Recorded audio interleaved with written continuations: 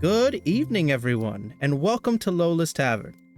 I am your grung bard, Jameson Cray, and we, the gentlemen, are here to regale you with the tales of our adventures thus far. As I said, I am Jameson Cray, grung bard, and these are the gentlemen. Introduce yourselves, gentlemen. Yes, hello. The name is Alder Fenhorn. I'm a Furbolg artificer, a master of all things mechanical and arcane, and the wonderful combinations of the two. I am Ozymandias. Some just call me Ozzy. I am the Warforged fighter. I am pretty much just good at breaking things, mostly people, and I'm more or less just here to do my job. And my name is Theodore Maximus IV. You can just call me Max. I am a human wizard with magnificent stash and monocle, proper and in place. I run my family's tavern, Lola's Tavern, along with my daughter Lola and select few employees. I am both a scholar and a brewer. I implore you to come by and try my own homebrewed ale, the Chilling Frostbite. And with the introductions out of the way, Max, take us away at the start of our story. So we start at my aforementioned family's tavern, Lola's. Brief history on that is it is my family's tavern, passed down through my great-grandfather, Theodore Maximus Sr., then to Junior, then to my own father, Theo, and now to me. I hope to pass it down to my daughter, Lola, but we'll see where the future takes us. A few other staff of note is Flora, a half-orc woman, Callie Marie, the human man Orvar, dwarven man Morty, along with our own Warforged Ozzy. One fateful day, Alder and Jameson arrived together, seemingly fresh off the seas. They were sailing companions. A few items of note on our menu are my own Frostbite, as well as my father's Firebolt. That one is in short supply, as my father is no longer with us, but I aim to make the Frostbite every bit as good as his Firebolt. And in the process of our newcomers enjoying themselves in the bar, I noticed that there was a strange man in the corner. Seemed to be having a bit of trouble. Collapsed, began coughing up black blood, seemingly sick. He ended up spreading whatever it was. He began coughing on people, flailing around, eventually died. It seemed to be, it left some kind of mysterious symbol carved on the underside of a table or two in the bar. It's just odd enough that even our newcomers seemed to be interested in finding out what was going on. Alder ended up removing the symbols from the table to take with, just to see if we could figure anything out. And in the process, we took the deceased man to the doctor in town, Dr. Hinge. Yes, Dr. Hinge is a wonderful man. He even delivered my daughter. He is Adelsad's only doctor, so with nowhere else to turn, we of course had to take it to Dr. Hinge. He doesn't like being visited at his office, but when we got there, he already seemed to have visitors. Yes, once arrived, we discovered that quite a few other unfortunate souls had met the blunt end of this plague that had suddenly descended the humble town of Idlesod.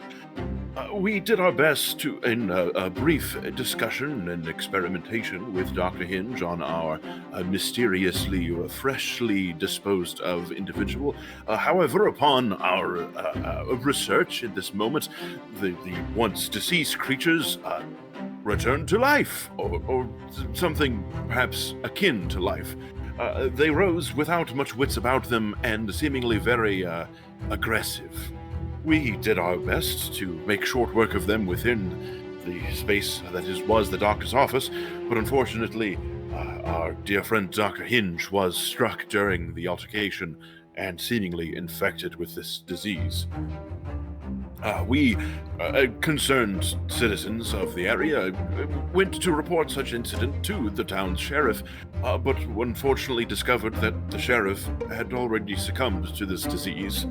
So, after barricading the sheriff in to keep him from spreading any diseases with his shambling deceased corpse, we borrowed a wagon from the town and set off for the larger settlement of Kalendrya, not too far from the smaller town of Idlesod. They're hoping to discover more learned clerics or other doctors that perhaps have had experience with this disease so that we may save Dr. Hinge, but also the town of Idlesod. And with our newly band of adventurers freshly bound together, we left for Kalendrya.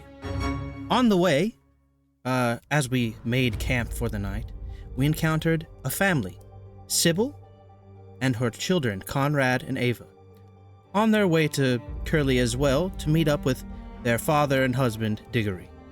They asked to stay with us, and we were very happy to oblige. But on the way there, in the middle of the night, we were ambushed by even more of these shambling creatures. After several encounters and a quick getaway with Ozzy driving the cart like a seasoned professional, we made it to Kalendrya. Unfortunately, as we got there, it seems that we were not the only ones headed for the big city, and the city was in lockdown with carts and people trying to get in any way they could. Luckily, after we submitted, shall we say, maybe a little too much information, a little too much evidence that we were unbitten and clean, we were able to get inside the city, and that's all I'll say about that. What he means is he stripped down naked in front of the guards. Hey, they asked to see evidence, and I was all too happy to oblige. Maybe a little too happy. Anyway, we made our way to the Cup, which is home of the Brewers Guild in Kalendrya, owned by a good friend of mine, Jonathan Tuddyweather. He was able to give us room and board for the time being. We did take time in the city to resupply at General Goods, and find a cleric, hopefully, or some sort of healer for Dr. Hinge. However, unfortunately, it would seem to be a little too late. Just keeping watch in the hallways, simply because I do not sleep, I noticed strange noises coming from Dr. Hinge's room. Come to find that Dr. Hinge had turned already. Strange, though. It wasn't like he was a shambling corpse like the previous ones. He had kind of hardened, turned to some kind of almost like stone or calcified material. But he died like the rest, so... In the process, we realized there were some kind of strange shadow creatures. So we decided we would fight those too. Ended up trashing the bar a bit, but work is work. In finding more of those symbols around after chasing off these shadow creatures, defeating them, whatever we did to them, found symbols, more evidence of something connected to what we had seen in Idlesod, and also a strange, mysterious figure. Suspicious enough, might as well chase that one too. And chase we did, except this one did something to some local dogs in an alleyway, and they suddenly turned into two-headed zombie-like monstrosities, kind of like the people did. So we fought those two, and they died too, but we made a little too much noise, a little too much attention, too much for my liking. We decided, we don't feel like getting arrested today. I'm not exactly keen on meeting the guards today, so we hightailed it out. But the rest of the group had a bit of a change of heart. We decided we would go talk to the guards and explain what had happened. Possibly, if this was spreading in the city, then the city was not safe. To do something about it.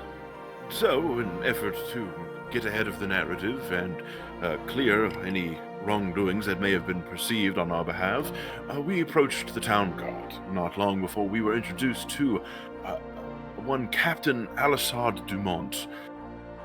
We explained to her the situation of our altercation in the evening, and she took us deeper within the city to the city council, to a place where we could give a more accurate testimony to the deeds that harrowed us the night before.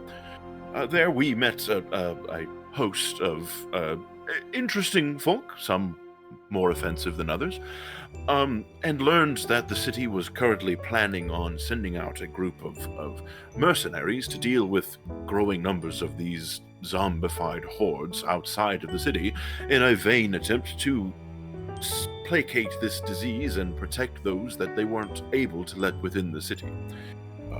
In our earnest to prove our worth and show our mettle to the good people of Kirlia, we volunteered to go out instead of any of these other more expensive mercenary groups to dispatch as many of these foul creatures as we could. So, after receiving blessing from Captain Ellis Ard, we did a light bit of resupply and took off once again outside of the city into the great wilderness in hunt of these terrifying monsters. So, after a bit of searching, we did indeed find several hordes of these zombie creatures, and we dispatched them quite handedly. It was a glorious fight. We all looked really cool. After that, we returned to the city and waited to meet with Captain Dumont again. With some time on our hands, we decided to split the party and peruse the town in search of more information about what the hell is going on. And after gaining some various information and getting some wanted ads for various jobs to further fund our adventures, we reconvened. And that leads us to where we are now. So now you're all caught up. I am excited to tell you that our adventures will resume very soon. We'll see you there. Tell them the gentleman sent you.